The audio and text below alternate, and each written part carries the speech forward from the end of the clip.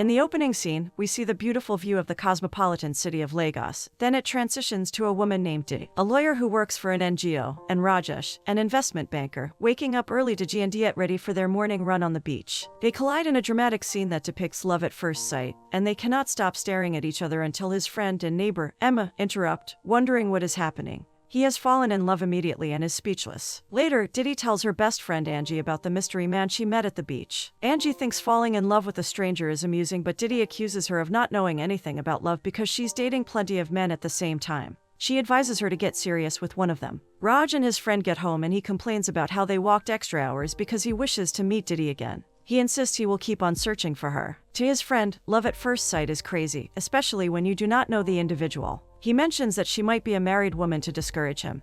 But he's not, and believes if they're meant to be, he will still get to see her. Later, we see Didi's parents' wealthy house. She has breakfast with them and is surprised to see Samto, one of his father's staff and favorite, join them for breakfast. They reveal he's there to share the good news that their company just sealed a big deal. Her father acknowledges Samto's hard work and passion and wishes her daughter could join him at his firm. But when she declines again, he tries to match her with Samto. He believes they will be a perfect match and that will make her reconsider leaving her job. But she declines and he gets furious, revealing she chooses to work for an NGO that fights for women over his corporate law firm. Samto, being the kind and gentle guy, thinks her choice of career is great, impressing her father the most. Her mother gets uncomfortable and leaves angrily. Samto tries making his move but she declines. Angie calls her crying and she rushes to meet her. Didi consoles her friend, who is heartbroken because one of her boyfriends dumped her. She's surprised because she is involved with a lot of men and yet she is sulking over the loss of one. To help her get over it, she invites her to their fundraiser event. She declines, but when she reveals there will be eligible rich bachelors willing to attend, she agrees to go and scout for more new men.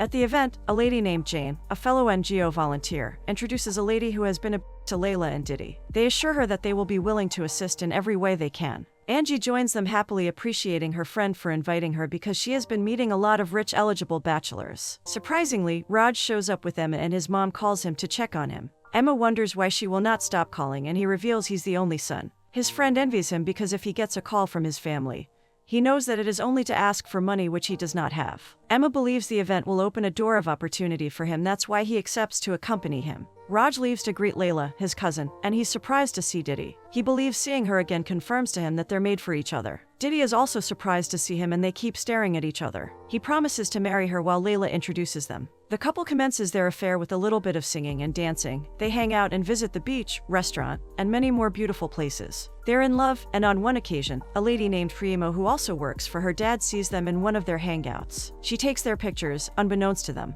Their romantic time together ends, and he believes it is the right time to meet her parents. She's shocked because she thinks it's too early. Didi hangs out with Angie and complains about Raj wanting to meet her parents. Her friend encourages her not to delay because numerous women are looking for eligible bachelors. She is scared of how her parents will feel about him being an Indian, especially with her dad who is trying to match her with Samto. Primo joins them, but they do not like this because they think she's trouble and will not mind her own business. She reveals that she saw Raj and they threatened her not to let her father know about him. Samto also joins them, but he leaves with Primo because they're there to meet with some of their clients for business. Didi gets scared because she knows Primo will reveal the secret to her father. To avoid a messy situation, Angie encourages her to tell her parents before Primo. The next day she informs her mom that she's seeing Raj. This news gladdens her mom, who would love to meet the man who is making her daughter glow. She wonders where she's from, but Didi decides to keep their different culture a secret for the time being.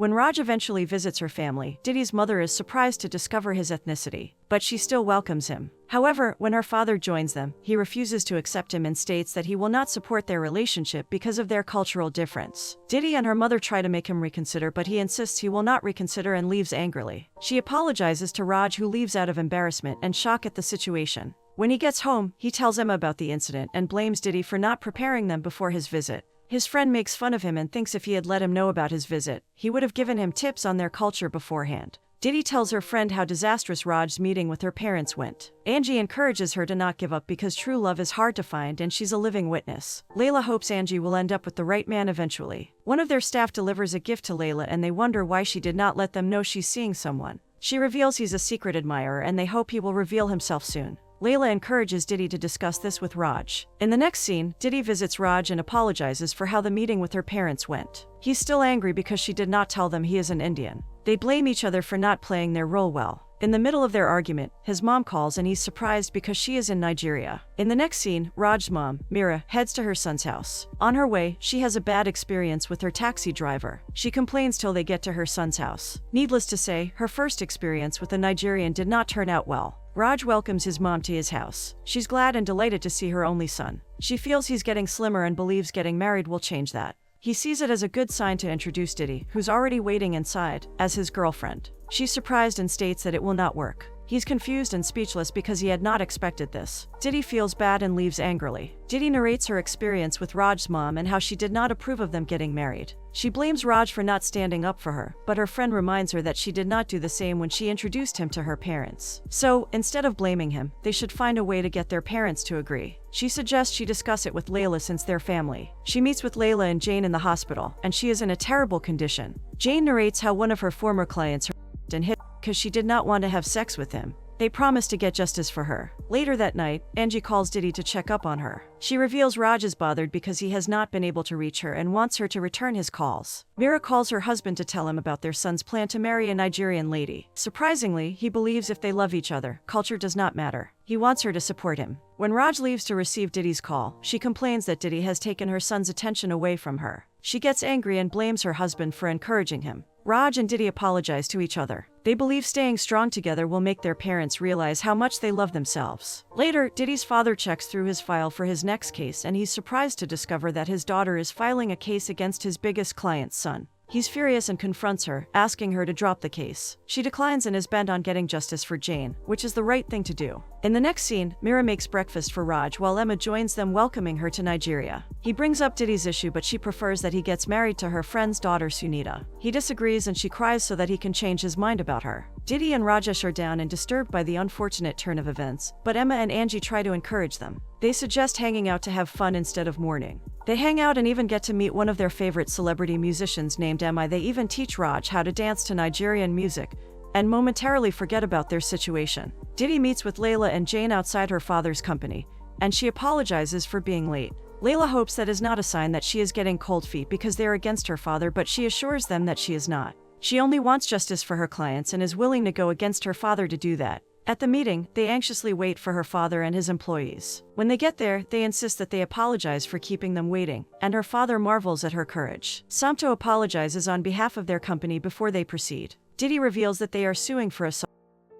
However, Primo plays them the CCTV footage of the hotel and they're surprised to see that Jane stabbed her father's client. They are encouraged to drop the case or they will be charged with attempted murder. Diddy feels bad and ashamed because things didn't turn out the way she had anticipated. After their meeting, she gets furious at Jane. They lost the case because she did not let them know she engaged in self-defense. Jane reveals that she did not want to disappoint them by revealing that she had a pocket knife with her because it was illegal, and that she needed it for situations like this. Layla assures Jane that they will still work on her case, so she should not give up yet. Meanwhile, Raj calls Diddy because he wants her over for the weekend with him, but she just takes a rain check. When they leave their office, Layla apologizes on Jane's behalf and they think of a way forward. Diddy believes they can still get evidence from the hotel to prove his dad wrong. However, when Diddy visits the hotel, the receptionist claims the CCTV is unavailable, but she feels like she's lying. She decides to show her the picture of Jane and reveals that someone injured her at their hotel. The girl is shocked to see the picture and she reveals that Primo came for it. Diddy heads to her dad's firm angrily and she confronts him.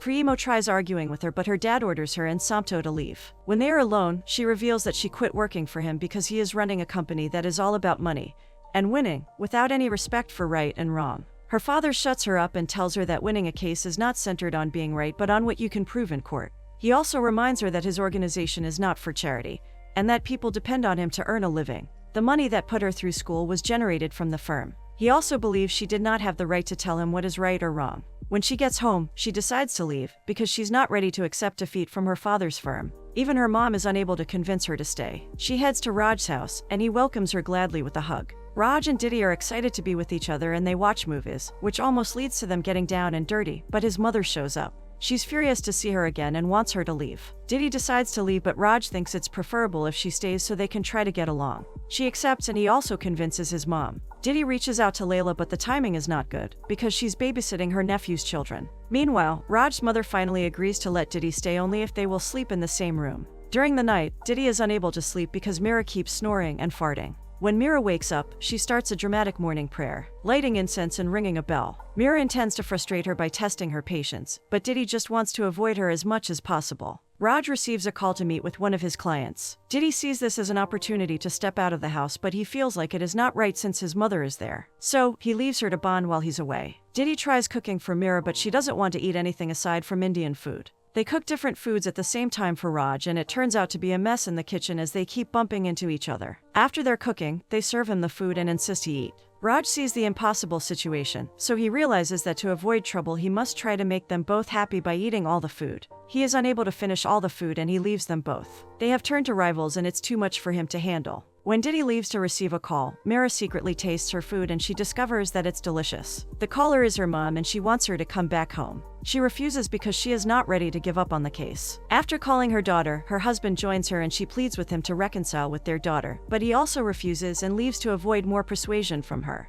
She thinks of another way to bring her daughter back home. Her bothered mom visits Angie, thinking her daughter will be there. Upon getting there, her daughter's friend is in the process of getting down with one of her many boyfriends. She is quite embarrassed. Angie reveals she's at Raj's house. Diddy's mom shows up at Raj's house, and she reveals staying over at his place is not the right thing to do. She wants her to leave with her and Mira, who's glad to have her gone. She encourages her to leave and reveals she's not in support of their relationship. Raj tries to stop her but can't. Both mothers get into a serious argument about their children. Diddy is heartbroken because Raj cannot defend her. She leaves to pack her things and he follows by apologizing. They argue about not standing up for each other. She leaves angrily and he's heartbroken. His mother rejoices that Diddy has finally left. Their breakup hurts both of them deeply. Raj can only think of her and it's the same with Diddy. She cries as she sees their pictures when they are together. They're so in love but their parents' disapproval is hurting them both. Meanwhile, Primo and their client drink to their success at the first meeting. Diddy does not want to give up on the case yet, so she does more research about the hotel. She discovers the owner will be attending a seminar at the hotel, so she sees it as an opportunity to get the CCTV footage. In the next scene, she meets him and requests for the footage, but he is too busy to assist her and suggests she meet with the security team in charge. Unbeknownst to her, Raj and Layla are also there. Layla leaves to get a reservation at the hotel restaurant while Raj meets the hotel manager. He bumps into Diddy and they're surprised to see each other. The hotel manager meets them there and he knows Raj, who introduces her as the woman he intends to marry. Upon hearing this, the man is determined to assist her in getting the footage. He reveals that Raj has saved him from making a bad decision concerning his business in the past. She is about to leave when Raj reveals that Layla is also there. This interests the man and he asks that he join them for a drink.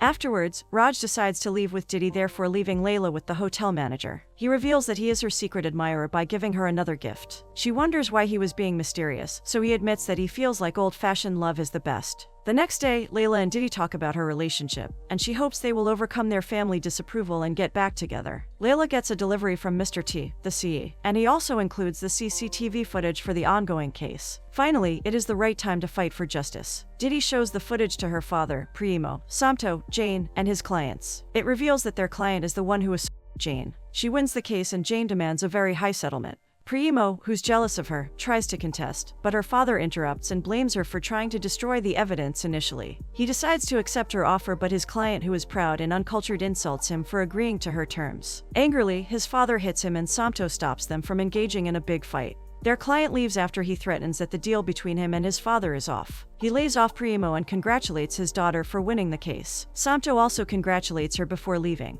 She is overjoyed that her dad compliments her efforts. Later, Emma withdraws money from the ATM and he reveals that he is now signed to a music label. Raj celebrates his friend. Diddy's mom celebrates her success. She reveals Raj was instrumental in helping her win the case. Her mom is surprised because she thought they have ended things. Diddy confesses how much she loves him and wants her mother to support their love. Her mother reminds her that she also married her father even though they're from different tribes. From experience, she knows that the route she intends to embark on is challenging and it involves many ups and downs. But she insists that it's the route she has decided to follow, so her mother supports her decision. In the next scene, Mira calls her husband because she's bothered about her son. She reveals he's heartbroken and blames her for it. She suggests that he go back to India with her and marry Sunita, but her husband can't believe she is still talking about this. He insists that she leaves him to marry any lady of his choice or give him the chance to get over her at least. He is beginning to think he should fly to Nigeria. Mira is not pleased that he did not support her again and she blames herself for asking for his opinion. Layla visits her Aunt Mira to talk to her about her son and Diddy. She pleads with her to reconsider and give Diddy a chance. However, Mira believes the cultural difference will be a major barrier in their relationship and she longs for the best for her son.